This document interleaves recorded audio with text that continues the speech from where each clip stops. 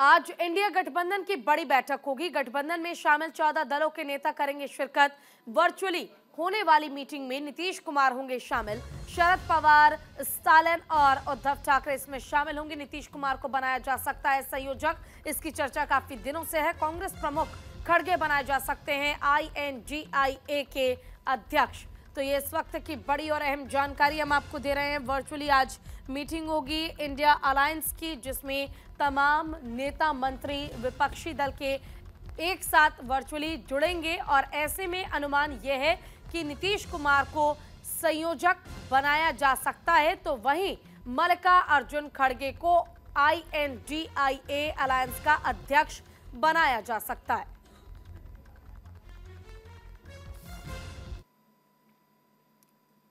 तो वहीं अयोध्या में 22 जनवरी 2024 राम मंदिर के प्राण प्रतिष्ठा को लेकर तैयारियां की जा रही है, जिसमें कई बड़े नेता और अभिनेताओं को न्योता दिया जा रहा है। वहीं अब राष्ट्रपति द्रौपदी मुर्मू को आज अयोध्या राम मंदिर निर्माण समिति के अध्यक्ष नृपेंद्र मिश्रा, विश्व हिंदू परिषद के अंतर्राष्ट्रीय कार्यकारी अध्यक्ष आलोक कुमार और RSS नेता रामलाल ने राम मंदिर प्राण प्रतिष्ठा समारोह का निमंत्रण दिया है।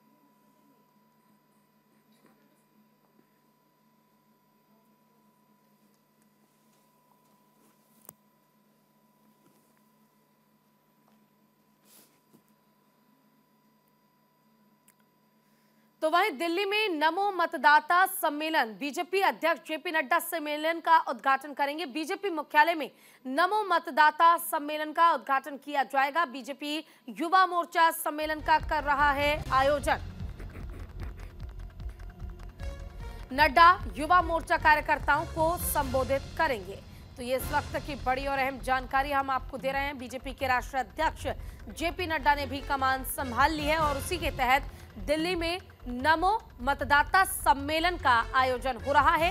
बीजेपी अध्यक्ष JP नड्डा सम्मेलन का उद्घाटन करेंगे।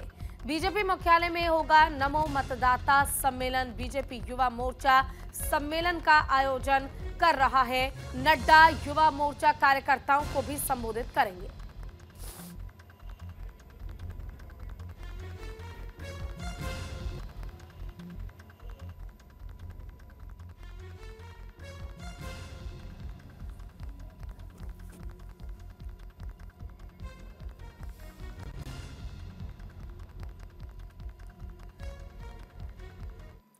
बिहार में शिक्षकों को सौगात मिलने जा रही है। 26,000 शिक्षकों को नियुक्ति पत्र दिया जाएगा। CM नीतीश कुमार बांटेंगे नियुक्ति पत्र। पटना के गांधी मैदान में समारोह का आयोजन होगा। 16 जिलों से शिक्षक कार्यक्रम में शामिल होंगे।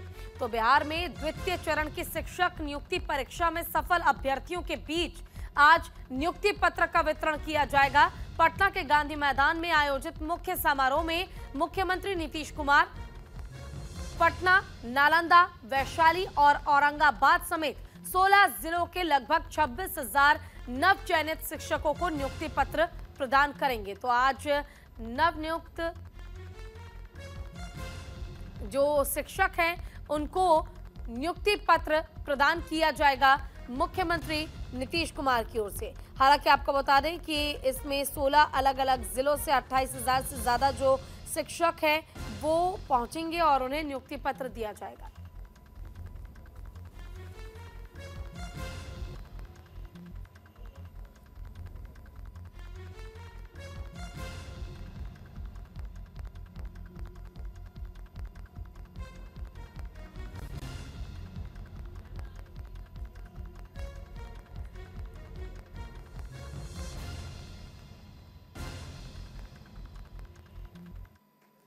तो वहीं देश में शीतलहर का प्रकोप जारी है। मौसम विभाग ने जारी अलर्ट किया है, जिसके तहत राजस्थान, पंजाब, हरियाणा समेत कई राज्यों में अलर्ट जारी किया गया। कई जगहों पर भीषण शीतलहर की संभावना जताई गई है। तो देश में शीतलहर का प्रकोप जारी है। वहीं मौसम विभाग ने आज और कल राजस्थान, पंजाब, हरियाणा में भीषण शीतलहर जारी रहने की संभावना जताई।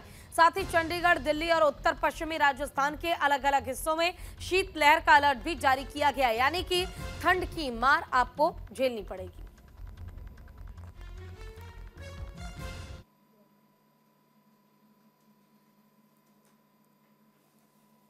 जो सैर करने आते तो हमें आदत पड़ी हुई है, हमें ऐसा नहीं लगता। एक जैकेट है, बस एक बनियान है अंदर, बाकी और लोग आते होंगे उनको लगती हो, हमारा कंटिन्यू आना जाना रेगुलर ही, तो इतना महसूस नहीं होता। Fog is there as well as cold is also very. I mean to say cold is very there. So I have come down here for exercise. So I hope that exercise is more important during the winter season. का काफ़ी ज़्यादा कोहरा है, तो क्या नाम है, मतलब ट्रैफिक में दिक्कत तो हो रही है, चलाने में दिक्कत होती है, गाड़ी चलाने में कोहरा है। वैसे पार्किंग लाइट जलाना पड़ता है, बड़ी दिक्कत तो दिक्कत का सामना होता है कोहरे में, क्योंकि खुद तो स्वयं बचाना ही पड़ता है, दूसरे को देखना ही पड़ता है कि हो सकता है दूसरा ना आके टक्कर मार दे, तो दूसरे को भी देखना पड़ता है। प्रधानमंत्री नरेंद्र मोदी ने मुंबई दौरे पर अटल बिहारी वाजपेयी से वारी न्यावाह शेवा अटल सेतु का उद्घाटन किया। अटल सेतु का उद्घाटन करने के बाद खुद पीएम मोदी सेतु पर टहलते नजर आए और पुल पर फोटो शूट भी करवाया। गौरतलब है कि पीएम मोदी ने दिसंबर 2016 में इस पुल का शिलान्यास किया था। अटल सेतु का निर्माण 17,840 करोड़ रुपए से ज्यादा की लागत से तैयार किया गया है। ये पुल लगभग 21.8 किलोमीटर लंबा और इसमें 6 लेन शामिल है। वहीं 16.5 किलोमीटर लंबा समुद्र के ऊपर और करीब 5.5 किलोमीटर जमीन पर बना ये पुल बेहद खास है और ये देश का सबसे लंबा पुल है। ये पुल मुंबई अंतर्राष्ट्रीय हवाई अड्डे और नवी मुंबई अंतर्राष्ट्रीय हवाई अड्डे को कनेक्ट करेगा।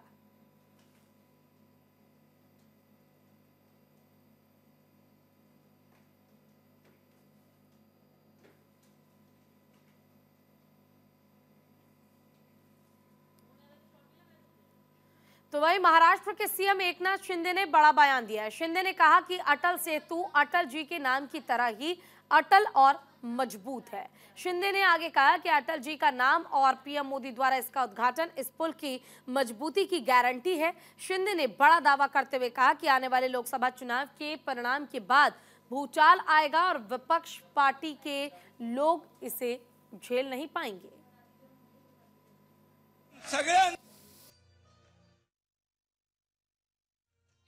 शब्द आभार व्यक्त करने के लिए, इसलिए मैं आपको सादर वंदन करता हूं, प्रणाम करता हूं आणि मी आपल्या सगळ्यांना एकदा सांगतो, 2 मिनिटं सगळ्यांनी या अयोध्येमध्ये राम मंदिर निर्माण होत आहे यासाठी उभं राहून आदरणीय प्रधानमंत्रींना मानवंदना द्यायची आहे। टाळ्यांच्या गजरामध्ये उभं राहून सगळ्यांनी मानवंदना देऊन जय श्री राम चा आपण घोषणा करूया, घोष करूया, जय श्री राम।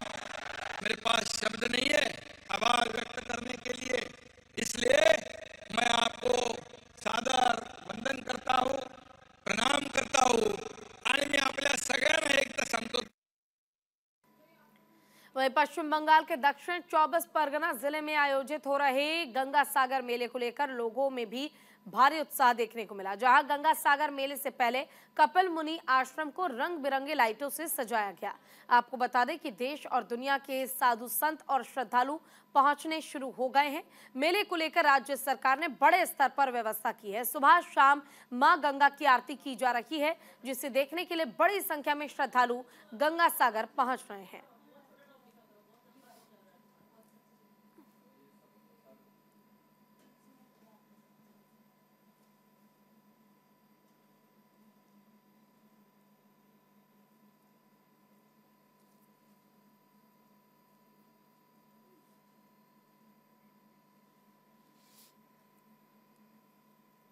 बीजेपी नेता शहजाद पूनावाला ने टीएमसी पर हमला बोला है। पूनावाला ने कहा कि आज टीएमसी का मतलब है टू मच करप्शन। उन्होंने आगे कहा कि टीएमसी ने शिक्षक भर्ती, एसएससी भर्ती, अम्फान राहत सामग्री में घोटाला किया है।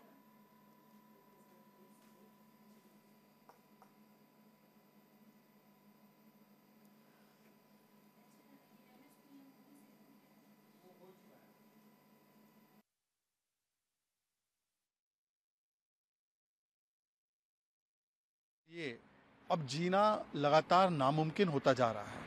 अब तो बच्चियां भी सुरक्षित नहीं है। जैसे राजस्थान में हमने देखा, महिलाएं, बच्ची सुरक्षित नहीं थी, कांग्रेस की सरकार थी तब, और अब इंडी गठबंधन की ये सरकार में ये जो जंगल राज वाली सरकार में जो नीतीश जी जिसका संचालन कर रहे हैं, 2 महादलित बच्चियों का बलात्कार होता है, उनके साथ हैवानियत होती है और एक बच्ची को तो मार दिया गया है, दूसरी बच्ची जिंदगी और मौत की लड़ाई लड़ रही है और 48 घंटे बाद भी पुलिस क्योंकि वो लापरवाह रही तो अपराधियों पर कठोर कार्रवाई नहीं हो सकी, तो वहाँ के स्थानीय लोगों का गुस्सा भी निकला है। तो देखिए, शहजाद पूनावाला को आपने सुना, जिन्होंने टीएमसी का full form too much corruption बताया और उन्होंने साफ कहा कि टीएमसी के राज में पश्चिम बंगाल में किसी का भी गुजारा बहुत मुश्किल है और बच्चियों के साथ हुई दुर्घटना का जिक्र करते हुए उन्होंने साफ कहा कि राजस्थान की तर्ज पर ही अब पश्चिम बंगाल में भी बदलाव होना चाहिए, क्योंकि यहाँ पर महिलाएं, बच्चियां, बेटियां सुरक्षित नहीं हैं। तो वहीं कड़ाके की ठंड के बीच बिहार सरकार का बड़ा फैसला सामने आया। आज से 16 जनवरी तक नर्सरी से 8वीं तक के सभी स्कूल बंद रहेंगे। 9वीं क्लास के स्टूडेंट्स की स्कूल टाइमिंग में बदलाव होगा। सुबह 9 बजे से दोपहर 3:30 बजे तक ही क्लासेस चलेंगे। बोर्ड परीक्षा के लिए ये क्लासेस जारी रहेंगी। तो इस वक्त की बड़ी और अहम जानकारी हम आपको दे रहे हैं। बिहार सरकार की ओर से बड़ा फैसला लिया गया, जिसमें बिहार सरकार ने साफ तौर पर कहा है कि ठंड बहुत ज्यादा है, इसलिए नर्सरी क्लास के बच्चों के स्कूल बंद रहेंगे। नर्सरी से लेकर 8वीं तक के जो स्टूडेंट हैं उनकी क्लासेस बंद रहेंगी। वही अगर 9वीं क्लास की अगर हम बात करें, 9th स्टैंडर्ड की बात करें, तो 9th स्टैंडर्ड के टाइमिंग में चेंज किया गया है। टाइमिंग बदल दी गई है। 9 बजे सुबह आपको पहुंचना होगा स्कूल और 3:30 बजे आपकी छुट्टी हो जाएगी। आप स्कूल से अपने घर आसानी से जा पाएंगे, ताकि बोर्ड एग्जाम जो है उसमें किसी तरह की कोई परेशानी आपको आने वाले समय में ना झेलनी पड़े।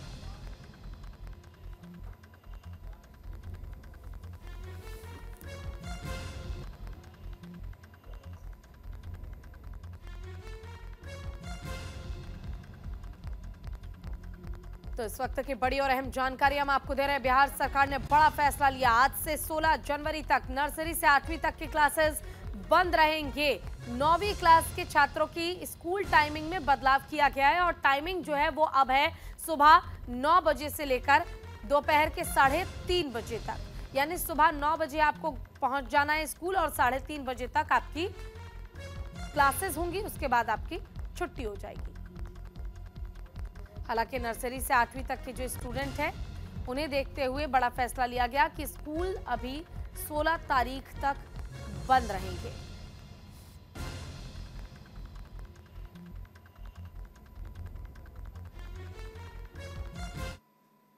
वहीं प्रधानमंत्री नरेंद्र मोदी ने देश भर के मंदिरों में आज से स्वच्छता अभियान की शुरुआत की। पीएम मोदी ने नासिक के पंचवटी स्थित श्री कालाराम मंदिर में पूजा अर्चना के साथ साथ मंदिर की सफाई कर जनता को स्वच्छता का नया संदेश दिया। साथ ही पीएम मोदी ने जनता से श्रमदान के रूप में मंदिरों में साफ सफाई करने की भी अपील की। पीएम मोदी ने 22 जनवरी को अयोध्या में रामलला की प्राण प्रतिष्ठा से पहले 11 दिन विशेष अनुष्ठान की बात कही है। वहीं पीएम मोदी ने अपने इस 11 दिवसीय अनुष्ठान की शुरुआत नासिक में कालाराम मंदिर में पूजा अर्चना के साथ की। यहां पीएम मोदी ने खुद मंदिर की सफाई कर स्वच्छता का नया संदेश दिया है।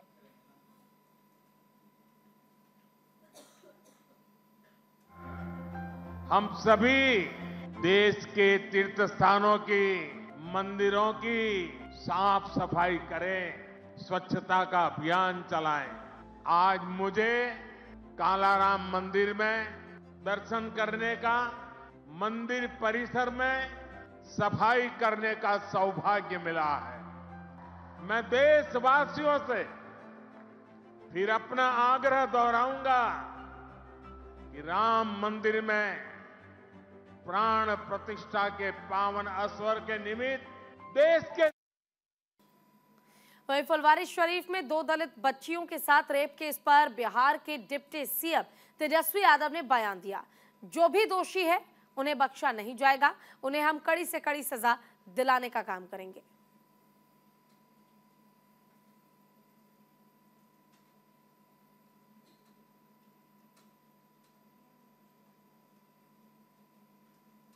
वो सारा घटना हम लोगों को पता है। उस पर कोई भी जो दोषी होंगे वो बख्शा नहीं जाएगा।